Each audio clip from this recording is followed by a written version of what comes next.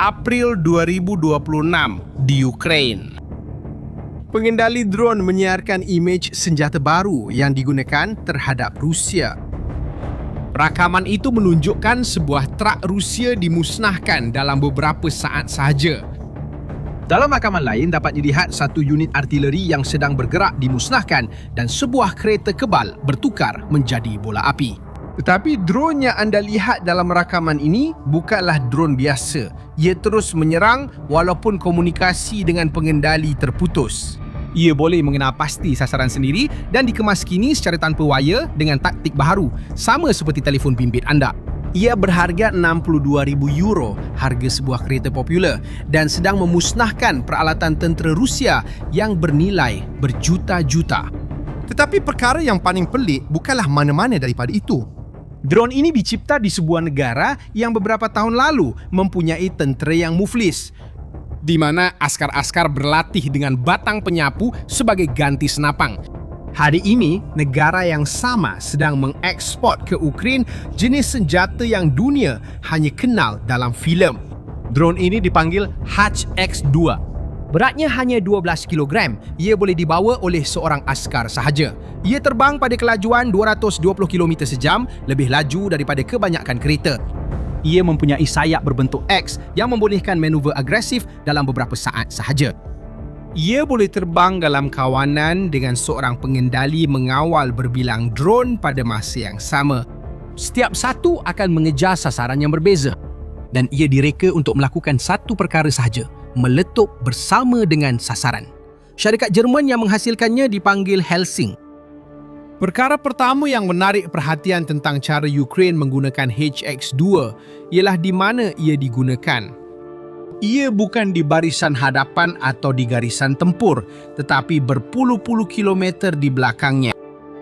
Di kawasan yang sepanjang perang dianggap selamat oleh pihak Rusia. Laporan pertama mengenai serangan muncul pada bulan Mac 2026 di saluran tentera Rusia di Telegram, dalam mesej yang mencampurkan kekeliruan dan panik. Pasukan pembaikan kereta kebal diserang di kawasan yang sepatutnya menjadi kawasan belakang. Lori bekalan hilang di jalan yang tidak pernah menjadi sasaran sebelum ini. Meriam bergerak meletup semasa dalam perjalanan di wilayah yang telah dianggap tidak boleh disentuh selama bertahun-tahun. Yang melakukan serangan itu ialah HX-2 dan apa yang dilakukannya adalah sesuatu yang belum pernah berlaku sebelum ini.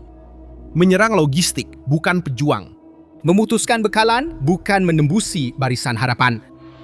Dalam mana-mana peperangan sebelum ini, misi seperti ini memerlukan peluru berpandu yang mahal seperti HIMARS Amerika atau pesawat dengan persenjataan canggih. Di Ukraine, ia dilakukan dengan drone yang boleh dipegang oleh seorang askar sahaja. Dan harganya sama seperti sebuah kereta mampu milik. Sehingga ketibaan HX-2 Ukraine pada dasarnya hanya mempunyai 3 pilihan untuk menyerang sasaran di belakang barisan musuh, jauh di dalam wilayah yang dikuasai Rusia. Yang pertama ialah peluru berpandu HIMARS yang dibekalkan oleh Amerika Syarikat. Ia adalah sistem roket yang dilancarkan dari lori. Setiap peluru berpandu berharga sekitar $150,000. Dan bekalan peluru bergantung kepada Amerika Syarikat untuk menghantar lebih banyak. Pada tahun 2025, penghantaran telah menurun dengan mendadak.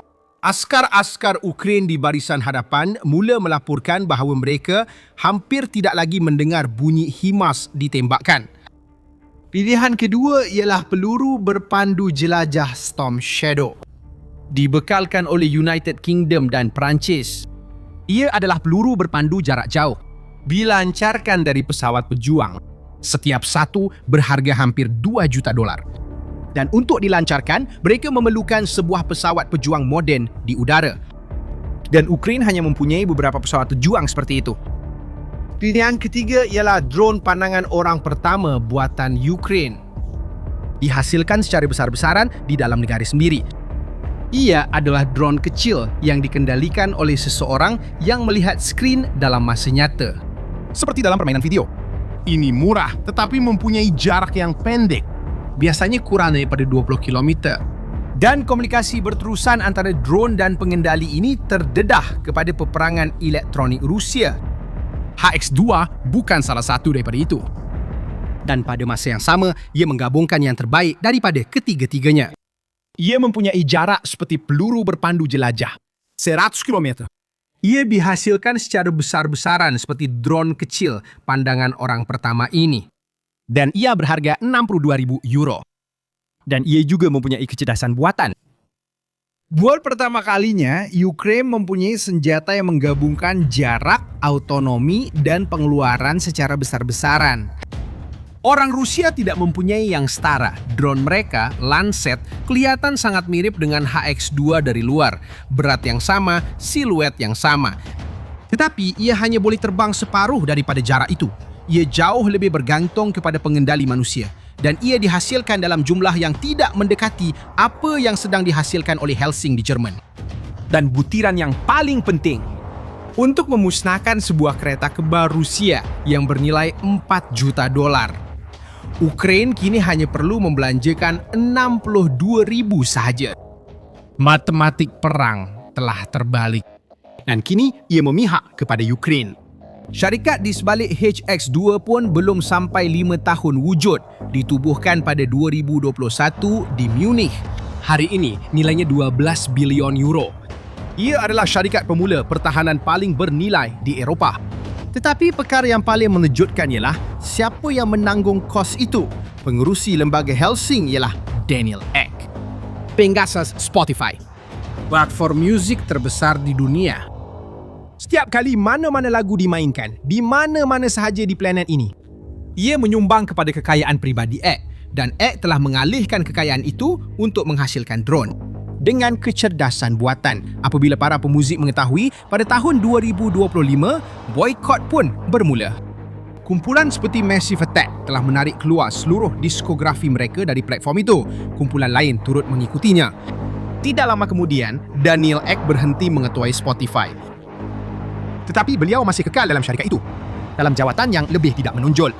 Dan beliau juga terus mempengerusikan Helsing, syarikat yang membuat drone. Tetapi Helsing tidak selalu berjaya. Pada Januari 2026, syarikat itu melalui detik paling buruknya. Pada 19 Januari, Bloomberg menerbitkan satu laporan yang sangat kritikal. Memetik dokumen tentera Jerman dan sumber tanpa nama di Kementerian Pertahanan Ukraine. Laporan itu menyatakan bahawa HX2 gagal dalam ujian lapangan. Beberapa drone langsung tidak dapat berlepas. Yang lain tiba di Ukraine tanpa komponen kecerdasan buatan yang telah dijanjikan. Dan yang berjaya terbang pula kehilangan hubungan dengan pengendali apabila pihak Rusia mengganggu isyarat. Reaksi itu berlaku serta-merta.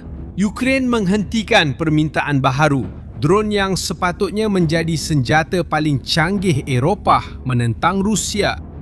Nampaknya ia telah gagal sebelum sempat bermula. Helsing menafikan tuduhan tersebut. Tetapi tiada siapa yang nampaknya mendengar. Dan kemudian, dalam masa 60 hari, sesuatu yang belum pernah berlaku dalam sejarah syarikat pertahanan telah terjadi. Para jurutera di Munich, mereka mengambil laporan kerosakan yang datang dari barisan hadapan Ukraine. Mereka mengemaskini perisian drone itu. Mereka menambah antena luaran yang lebih tahan terhadap gangguan isyarat. Dan mereka menghantar semuanya ke drone yang sudah berada di lapangan secara tanpa wire dalam satu kemas kini sahaja. Pada pertengahan Mac, 60 hari selepas laporan dari Bloomberg, laporan pertama mengenai serangan mula muncul di saluran Rusia. Gambar-gambar serpihan yang tersebar menunjukkan bahawa drone itu telah berubah. Antena luar yang lebih besar, komponen baharu, HX2 telah kembali dan ia berfungsi. Dan di sinilah perang moden berubah selama-lamanya. Kenapa? Kepantasan penyesuaian itu. Ia adalah sesuatu yang industri ketenteraan Rusia memang tidak mampu lakukan. Mengenal pasti satu masalah di medan perang, menyelesaikan masalah itu. Dan menghantar pembetulan itu melalui udara kepada ribuan drone dalam masa 60 hari. Di Rusia, perkara itu akan mengambil masa bertahun-tahun. Senjata Rusia dihasilkan di barisan pengeluaran yang perlahan. Mereka bergantung kepada komponen elektronik barat yang perlu diselundup masuk dan mengambil masa bertahun-tahun untuk diubah suai. Drone Lancet yang Ukraine jatuhkan hari ini telah berkembang secara perlahan dan berperingkat sejak 2022. HX-2 berubah dalam beberapa bulan. Rusia sedang kalah dalam perang yang mereka sendiri belum sedar mereka sedang kalah. Bukan di barisan hadapan, dalam perisian. Dan HX-2 baru sahaja bermula. Apabila Helsing mula menghasilkan drone itu pada tahun 2025, mereka menghasilkan 450 unit sebulan. Hari ini, 1,000. Dan sehingga akhir tahun 2026, syarikat itu berjanji untuk menghasilkan 2,500 unit sebulan. 84 drone sehari di sebuah kilang tunggal di selatan Jerman. Yang lain sedang dibina. Ukraine sudah mempunyai 6,000 unit yang telah ditempah dan matlamat jangka panjang Helsing adalah untuk menghasilkan 200,000 drone ini. Jumlah itu, menurut penciptanya, sudah cukup untuk menghalang pencerobohan Rusia ke seluruh Eropah secara bersendirian. Apabila Putin menceroboh Ukraine pada tahun 2022, beliau percaya bahawa Eropah tidak mempunyai jawapan. Bahawa Barat lemah. Bahawa orang Jerman terlalu pasifis untuk bertindak balas. Sebahagiannya, dia memang betul. Tetapi Putin tidak menyedari satu perkara. Dengan menceroboh Ukraine, dia bukan saja membangkitkan industri pertahanan Eropah. Dia telah mempercepatkan pembangunan satu jenis senjata yang benar-benar baharu sebanyak beberapa dekad. Drone autonomi dengan kecerdasan buatan dihasilkan secara besar-besaran, dikemas kini secara tanpa wire.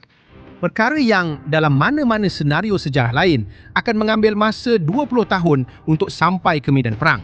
Hari ini, ia tiba dalam beberapa bulan. Dan hasilnya ialah pada Mei 2026, Rusia sedang berhadapan dengan tepat jenis senjata yang mereka tidak boleh hasilkan, tidak boleh memintas dan tidak boleh elakkan. Eropah tidak lagi mempertahankan diri daripada Putin dengan kereta kebal lama dan peluru Amerika yang mungkin sampai atau mungkin tidak. Ia sedang mempertahankan diri dengan sesuatu yang dicipta sendiri. Sesuatu yang akan mereka perbaiki dari bulan ke bulan. Dan berbeza dengan mana-mana senjata Rusia, ia akan tersedia untuk perang yang akan datang. Dan untuk yang seterusnya selepas itu, pada tahun 2022, askar Jerman berlatih dengan batang penyapu. Pada tahun 2026, askar Rusia mati akibat drone Jerman yang membuat keputusan sendiri di mana untuk menyerang. Hakikatnya, Jerman bukan hanya bersiap untuk perang ini. Jerman bersedia untuk semua perang yang akan datang. Dan awak, apa pendapat awak tentang perkara ini? Adakah awak rasa betul mesin dengan kecerdasan buatan membuat keputusan sendiri di mana untuk menyerang? Atau adakah itu satu batas yang tidak sepatutnya dilangkaui? Tinggalkan pendapat anda di ruangan komen. Jika video ini membantu anda memahami apa yang sedang berlaku dalam perang semasa, langganlah saluran ini dan kongsikan dengan sesiapa yang anda rasa akan berminat. Terima kasih kerana menonton. Jumpa lagi di video seterusnya.